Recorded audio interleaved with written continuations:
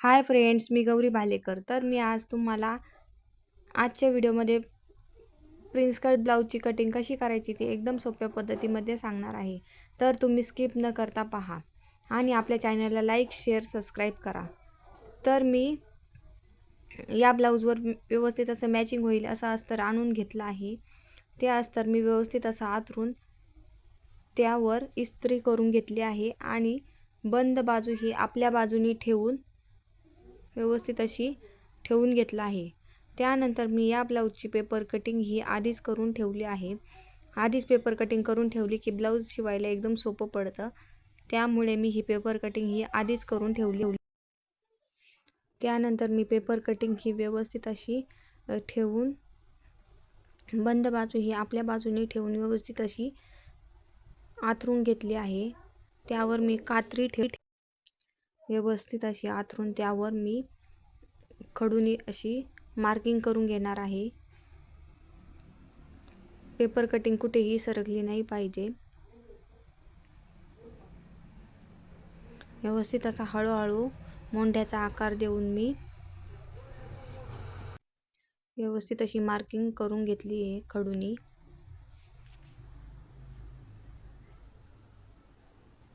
त्यानंतर मी side part cutting करून घेणार आहे. तो व्यवस्थित असा जिथे बसेल तिथे ठेवून घेऊ. त्यानंतर त्यावर पण आपण कात्री ठेवून खडूनी अशी व्यवस्थित मार्किंग करून घेऊ.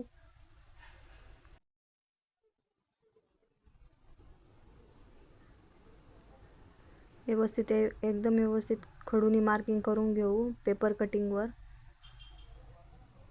पेपर कटिंग हा कुठेही सरकला नाही पाहिजे. त्यानंतर आपण गळ्याच्या बाजूनी व्यवस्थित गोलाकार मार्किंग करून घेऊ. त्यानंतर आपण मोंढ्याच्या बाजूनी पण मार्किंग करून घेऊ. ती मार्किंग करून घेतल्यानंतर आपण कटोरीचा पार्ट ठेवून त्यावर पण आपण व्यवस्थित मार्किंग करून घेऊ.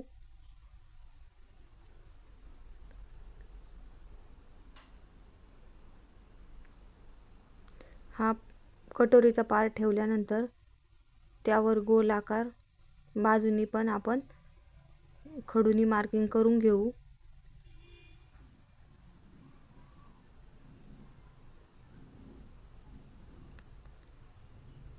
चारी बाजूनी व्यवस्थित अशी मार्किंग करून घेऊ आपण. व्यवस्थित असे तीनही पार्ट आपण व्यवस्थित असे खडूनी मार्किंग करून घेतले आहे.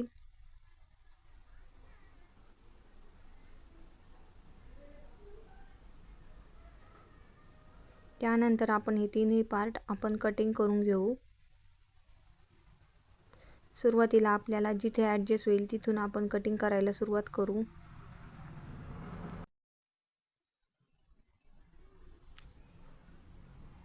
व्यवस्थित असा कटोरीचा पार्ट हा व्यवस्थित गोलाकार पद्धतीने आपण कटिंग करून घेऊ.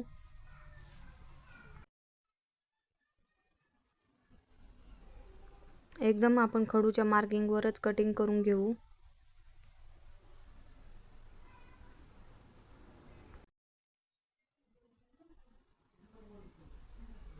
अशा प्रकारे आपली चारही बाजूनी कटिंग झाली आहे.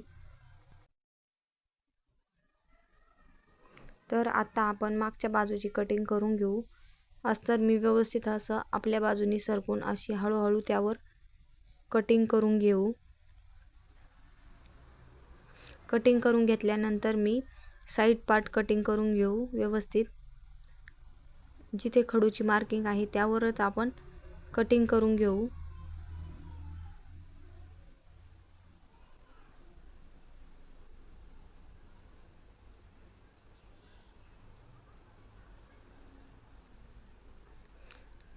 कापड कुठेही सरकलं नाही पाहिजे.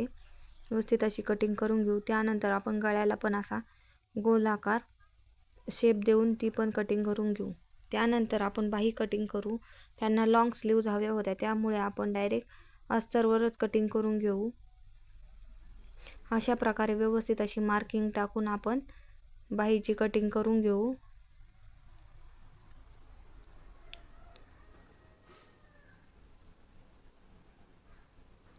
अशा पद्धतीने बाहीला आपण आकार देऊन ती पण कटिंग करून घेऊ. त्यानंतर आपण दंड घेर टाकून तिथे पण व्यवस्थित अशी मार्किंग करून घेऊ. अशा प्रकारे आपली बाहीची मार्किंग झाली आहे. बाही ही मोठी असल्यामुळे आपल्याला तिथे जॉईंट द्यावा लागणार आहे, त्यामुळे मी अस्तरचं पण कपडा कटिंग करून घेतला आहे.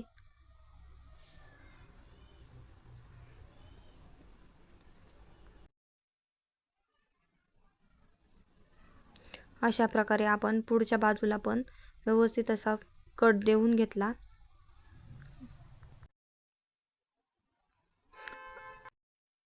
अशा प्रकारे आपले सगळे पार्ट कटिंग करून झाले आहे.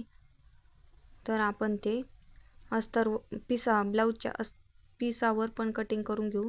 ब्लाऊजचा पीस हा व्यवस्थित असा बंद बाजूने आपल्या बाजूने ठेवून त्यावर पण अशी हळूहळू कटिंग करून घेऊ.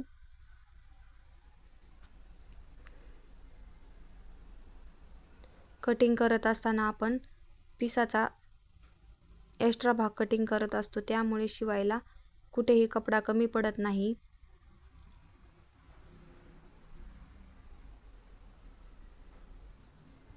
अशा पद्धतीने आपली पिसावर पण कटिंग झाली आहे. अशा प्रकारे आपण राहिलेला कपडा पण व्यवस्थित ठेवून सगळे पार्ट व्यवस्थित ठेवून आपण राहिलेले पिसाचं कापड आणि अस्तरचं कापड पण त्यामध्ये ठेवून गुंडाळून ठेवू. ही कटिंगची पद्धत तुम्हाला कशी वाटली नक्की सांगा आणि आपल्या चॅनलला सबस्क्राईब करा.